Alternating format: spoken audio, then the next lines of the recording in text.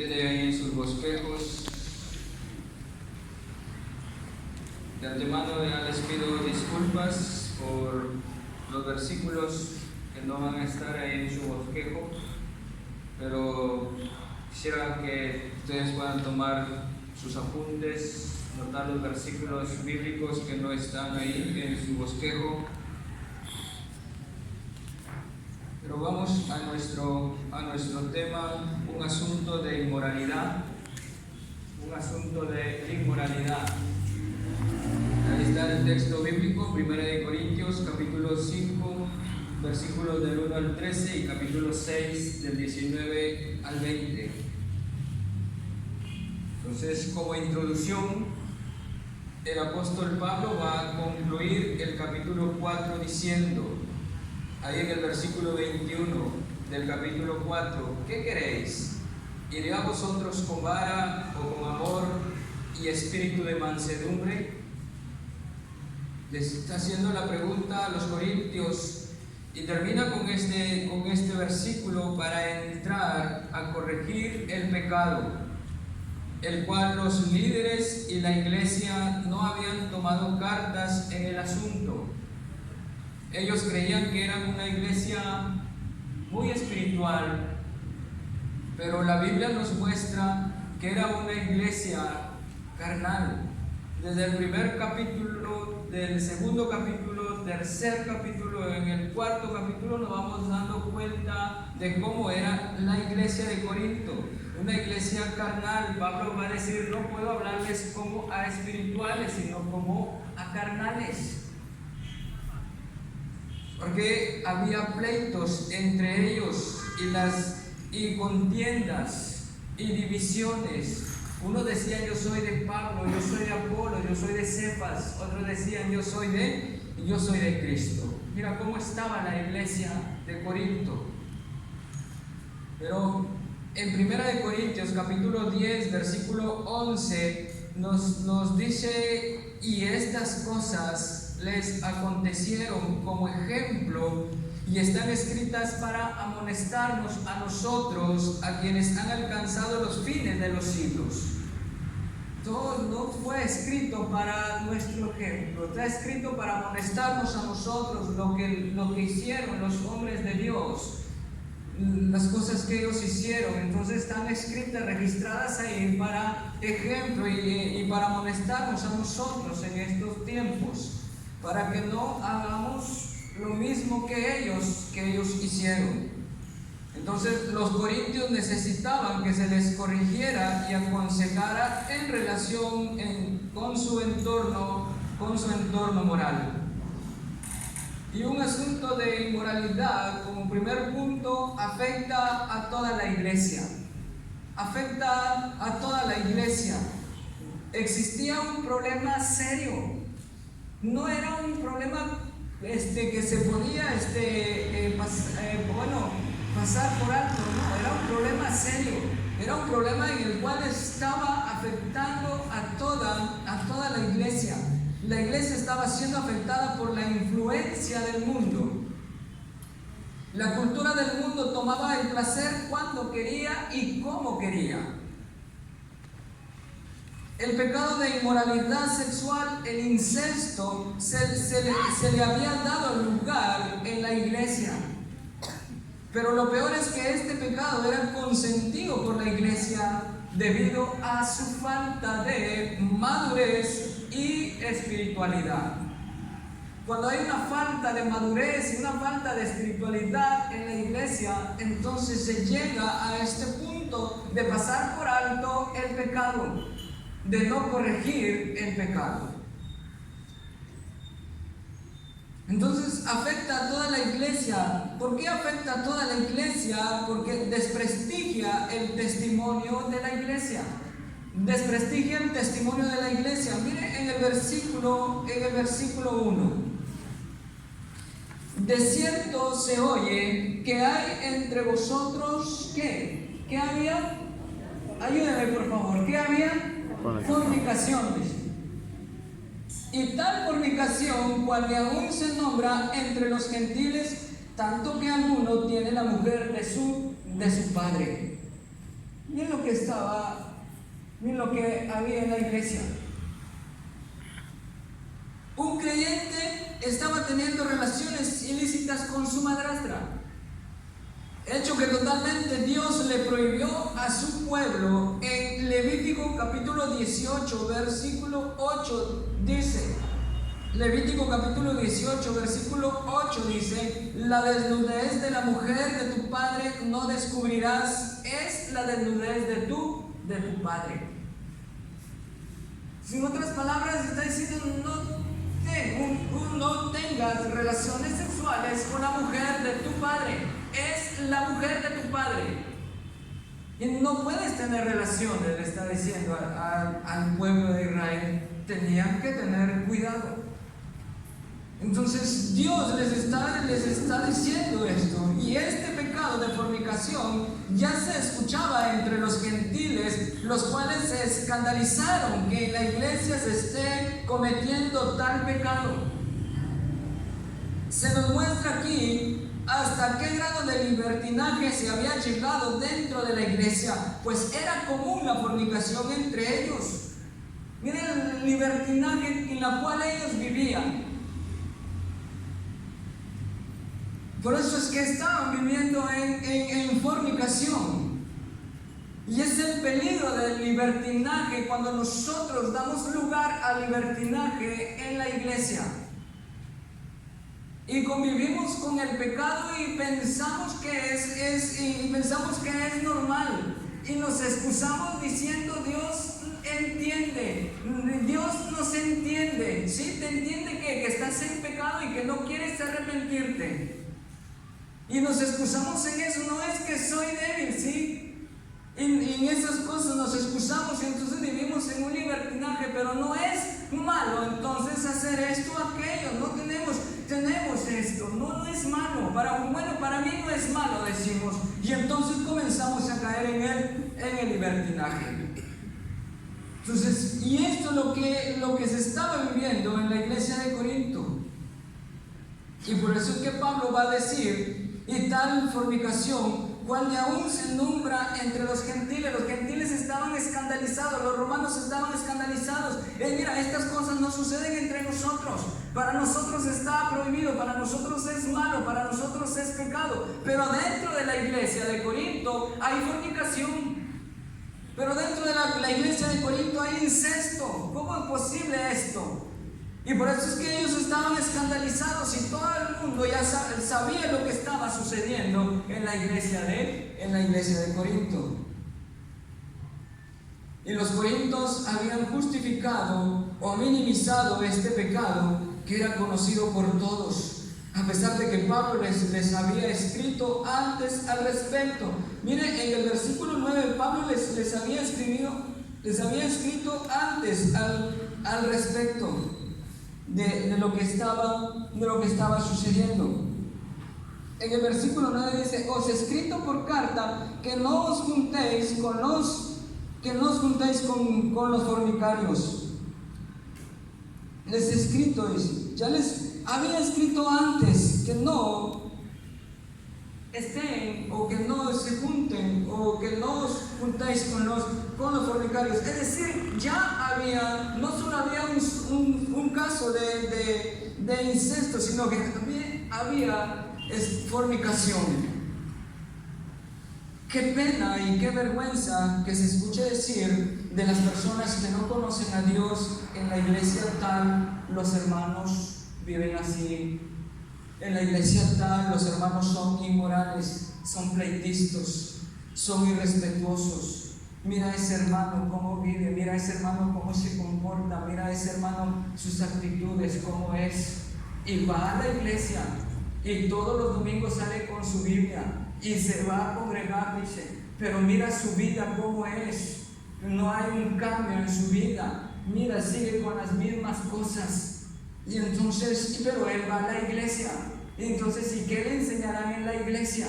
¿Y qué le enseñará el pastor en la iglesia? Entonces, eso le enseñan en la iglesia. Entonces, ¿para qué voy a ir a la iglesia si este hermano que va a la iglesia no hay un cambio y vive y sigue viviendo en lo mismo? cuenta qué vergüenza escuchar esto decir de la gente que no conoce a Dios. ¿Se da cuenta, mi hermano, que el mal testimonio de algunos de nosotros daña el testimonio de toda la iglesia? No daña el testimonio solo de este hermano, sino daña el testimonio de toda la iglesia. En la iglesia tal, mira lo que está sucediendo. Mira cómo viven ahí. Entonces daña el testimonio de toda la iglesia. Por eso es que nosotros debemos de tener mucho cuidado. Recuerde que como iglesia somos la luz del mundo. Jesús dijo, ustedes son la luz del mundo, nosotros somos la luz del mundo. Estamos puestos en este mundo para alumbrar este mundo, para que los hombres de este mundo, que somos llamados para ser de bendición a los hombres de este mundo y no de tropiezo. Ellos tienen que ver nuestras buenas obras y así ellos glorifiquen a nuestro Padre que está en los cielos. Es de todo lo contrario a que ellos digan de nosotros cómo somos con nuestro mal testimonio. Entonces ellos tienen que ver nuestras buenas obras y ellos tienen que glorificar a Dios a través de nuestras buenas obras que ven en nuestra vida. ¿Se dan cuenta? Entonces ellos tienen que glorificar a Dios, dar gloria a Dios por cómo es este hermano que era antes así, ahora es diferente. Por cómo en la iglesia son diferentes. Entonces los hombres tienen que dar gloria a Dios. Nosotros somos la luz del mundo. No solo la luz del mundo, se recuerda que somos embajadores de Cristo Jesús. Y como embajadores de Cristo Jesús, estamos llamados a representar a Cristo y representarlo bien, con nuestro buen testimonio, con nuestra buena manera de vivir, como hijos de Dios, como redimidos por su sangre preciosa. Entonces somos llamados a vivir de una manera diferente bajo las normas de Dios, bajo los mandamientos de Dios. ¿Verdad? Entonces, ¿cómo desprestigia el testimonio? Desprestigia el testimonio de la iglesia. Y no solo que desprestigia el testimonio de la iglesia, sino que contamina a toda la iglesia. Miren en el versículo 2. En el versículo 2 dice: y vosotros estáis envanecidos. ¿No debierais más bien de veros lamentado para que fuese quitado de en medio de vosotros el que cometió tal acción? Así como una manzana podrida es capaz de pudrir toda la caja, de la misma forma un pecador desvergonzado que no quiere arrepentirse puede infectar toda la iglesia. Entonces, ¿qué se tiene que hacer con esa manzana podrida? Se tiene que quitar, se tiene que sacar de la caja, ¿verdad? Porque si no va a terminar de pudrir a todas las manzanas. Pero ¿qué es lo que está diciendo en el versículo 2? Ellos estaban muy orgullosos de sí mismos. En el capítulo anterior, Pablo afirmó que algunos de los corintios eran arrogantes. Mira en el versículo 18 del capítulo 4 dice: mas algunos están envanecidos. Más algunos, dice, están envanecidos. Ahora se dirige a todos los creyentes de la iglesia: y vosotros estáis envanecidos. Ya no dice algunos, ahora dice vosotros y vosotros. Toda la iglesia. Ellos fueron entonces contagiados, y al punto de que todos llegaron a ser arrogantes, soberbios. Y entonces esto los llevó a ser insensibles al pecado y no hicieron nada para corregirlo.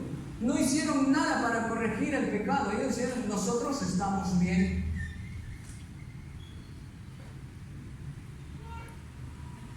Pero Pablo les pide a los corintios que den comienzo a un periodo de duelo que muestre arrepentimiento y dolor. Dolerse por el pecado cometido, sea por uno o por otro. Ya sea por el pecado de uno o por el pecado de otro miembro de la iglesia. Pero el hecho es de que Pablo estaba esperando de que ellos estuvieran de duelo, estuvieran lamentándose, estuvieran pidiendo perdón al Señor por lo que estaba sucediendo en la iglesia. Pablo esperaba esto de los corintios, pero ellos no, ellos estaban arrogantes y no estaban lamentándose, sino todo al contrario, insensibles al pecado. Por eso es que Pablo les está diciendo, yo espero que ustedes estén lamentándose, pero dice, y lamentado para haberos lamentado, y no estaban arrepentidos. Y eso es lo que tiene que pasar, lo que tiene que suceder con nosotros en la iglesia. Lamentarnos, dolernos por el pecado, ya sea por el de uno mismo o el de otro hermano, pero tenemos que dolernos, tenemos que arrepentirnos por el pecado. Por eso tenemos el ejemplo de Esdras en el capítulo 10, versículos del 1 al 6. Mira a Esdras, capítulo 10, versículo del 1 al 6. En su casa lo lee con más tranquilidad, por favor.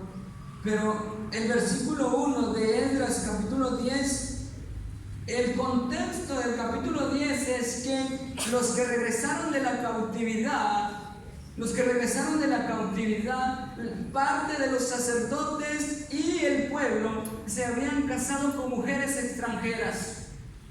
Cosa que Dios les había prohibido, que no se casen con mujeres gentiles, ni con hombres gentiles. Entonces debían de cuidarse ellos.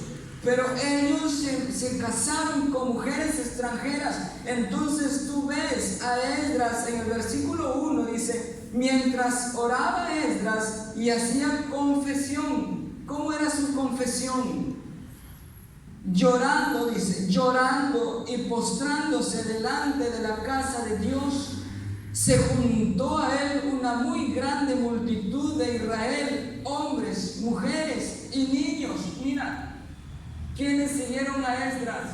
Hombres, mujeres, niños, dice. Y lloraba el pueblo amargamente. Porque habían transgredido un mandamiento de Dios. Porque se habían casado con mujeres en las cuales ellos no debieron haberse casado. Y por eso ellos están ahí arrepintiéndose, llorando amargamente por su pecado. Pero ellos tomaron la decisión de expulsar a las mujeres extranjeras con las cuales se casaron. Ellos no solo dijeron, Señor, hemos pecado.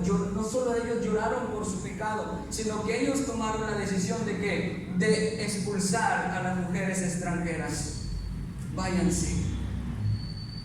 Con dolor de nuestro corazón, pero nosotros hemos transgredido un mandamiento de Dios y tenemos que despedirlas y váyanse.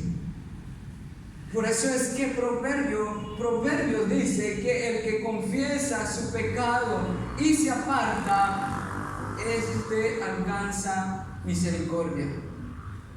Entonces, no solo es confesar el pecado, sino es apartarse del pecado, darle la espalda al pecado. Entonces, alcanzará, dice, misericordia de Dios. Cuando confesamos nuestro pecado y nos apartamos. ¿Te das cuenta de lo que sucedió? Por eso, si Pablo no hubiera actuado enérgicamente para expulsar a este hombre de la iglesia, su pecado habría seguido infectando a la congregación.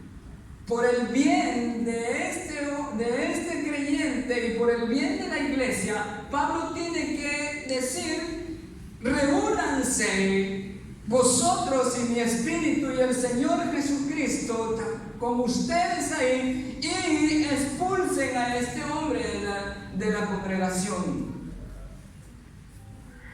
Le está diciendo, disciplínenlo. El tal, dice, sea entregado a Satanás, dice.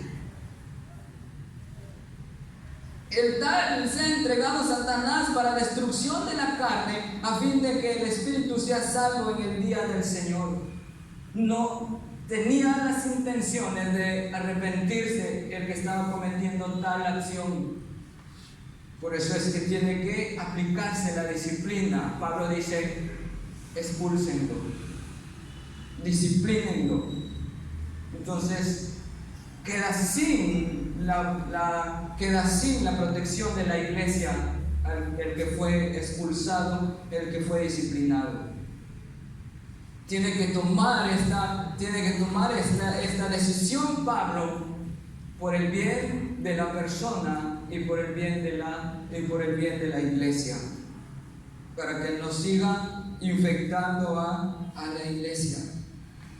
La conducta inmoral de este hombre amenazaba la existencia misma de la iglesia.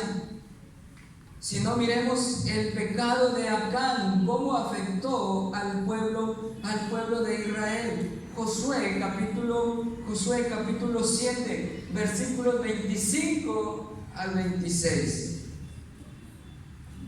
Iremos a Josué capítulo 7.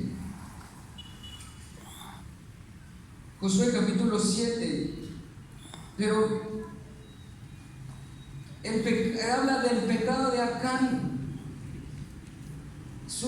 Ellos tenían que conquistar a Jai, pero Josué manda a que vayan a espiar la tierra de Jai, y el pueblo le regresa y dice, no envíes a todo el pueblo, no envíes a todo el ejército, solamente envía a 3,000 nada más. ¿Para qué vas a fatigar a todo el pueblo si con 3,000 podemos derrotar a los de Jai? Pero ¿cuál había sido la orden antes? Un capítulo antes, la orden había sido de que no tomen nada del anatema, que no tomen nada del anatema, que ellos destruyan todo, pero que no tomen nada del anatema, nada del botín, de la guerra, no tomen nada, que todo sea consagrado para Dios. Pero no faltó uno, no faltó Acán, que vio, dice, un manto babilónico, un manto hermoso. Le gustó el manto, lo codició y lo tomó para sí. Y no solo el manto, sino vio unos lingotes de oro y los tomó. Dijo, aquí estoy bien asegurado, tengo para vivir el resto de mi vida. Los tomó, los llevó al campamento y los puso bajo su tienda y dijo, aquí no ha pasado nada, nadie se va a enterar de las cosas que tengo en mi campamento, en mi tienda. Pero la Biblia nos dice que no hay nada oculto que no salga a la luz. ¿Verdad? Amén. ¿Estamos acá? Amén. No hay nada oculto que no salga a luz. Entonces, y ellos dijeron, vamos con 3,000 nada más. Pero esos 3,000 salieron corriendo delante de sus enemigos y murieron 36 hombres. Y fueron perseguidos y no pudieron hacer frente a sus enemigos. Entonces Josué se pregunta, ¿pero qué pasó? ¿Por qué fuimos derrotados? Y Josué comienza a preguntarse, Josué, ¿pero qué sucede? ¿Por qué es que no avanzamos? ¿Por qué no pudimos conquistar a Jai? Y se pregunta, ¿pero por qué no avanzamos como iglesia? ¿Por qué no crecemos como iglesia? ¿Y por qué estamos así? En lugar de avanzar, retrocedemos. ¿Pero por qué? Entonces él tiene que postrarse ante el Señor y preguntar, Señor, ¿qué pasó? Y en el versículo 10 dice, Jehová dijo a Josué, levántate, ¿por qué te postras así sobre tu rostro? Israel ha pecado y aún han quebrantado mi pacto que yo les mandé, y también han tomado del anatema y hasta han hurtado, han mentido y aún lo han guardado entre sus enseres. El versículo 12, por esto los hijos de Israel no podrán hacer frente a sus enemigos, sino que delante de sus enemigos volverán la espalda, por cuanto han venido a ser anatema. Ni estaré más con vosotros, si no destruyereis el anatema de en medio de vosotros. Y tú sigues leyendo.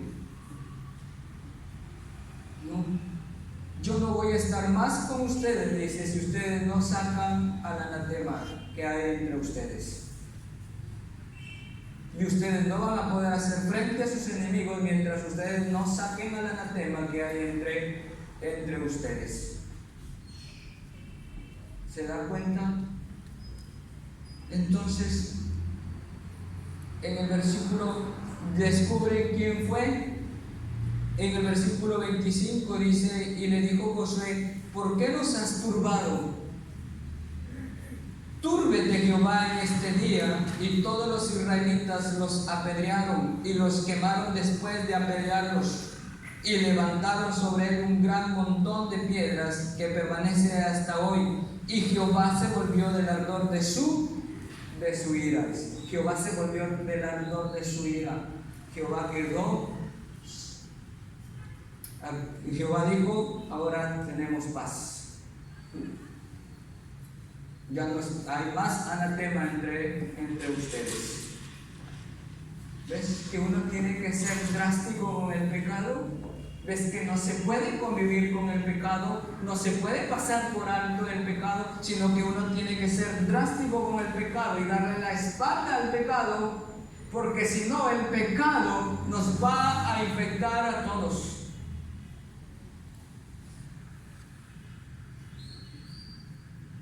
Y al punto de llevarnos, ¿verdad? Al punto de llevarnos a destruir.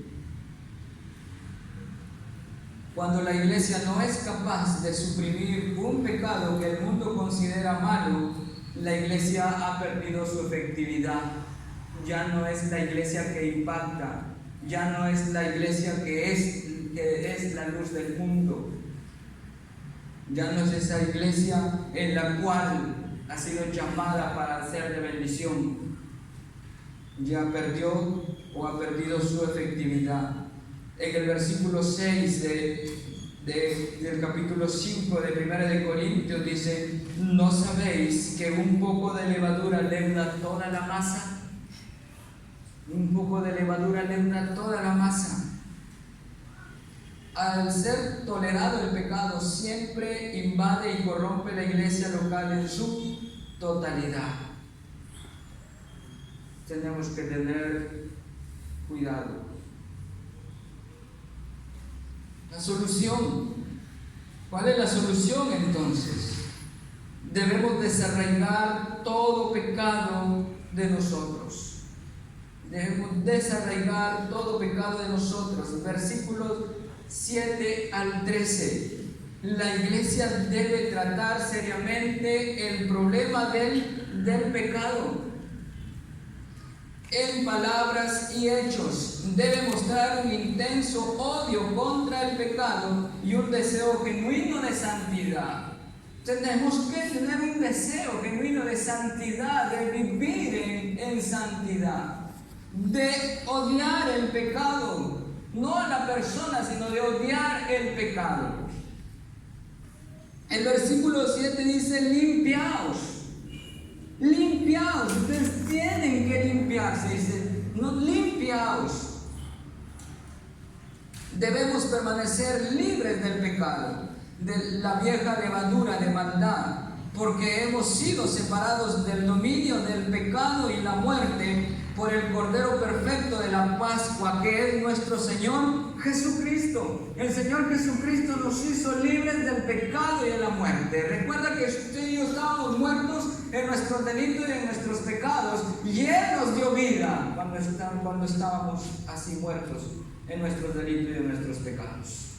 Él murió en la cruz por nosotros. Él murió en la cruz por tus pecados, por mis pecados, para hacernos una nueva criatura, una nueva creación, para vivir para su gloria, para su honra, para que nuestras vidas glorifiquen su nombre. Entonces, Él nos libertó del pecado y la muerte, porque la paga del pecado es muerte, ¿verdad? La paga del pecado es muerte. Entonces, más la dádiva de Dios es vida eterna en Cristo Jesús, Señor nuestro. Entonces, Él nos hizo, nos separó del dominio del pecado y de la muerte. Como dice, como la Escritura dice, que Él nos trasladó del reino de las tinieblas, nos sacó del reino de las tinieblas y nos trasladó al reino de su amado Hijo, en el cual tenemos redención por su sangre y el perdón de pecados. Amén.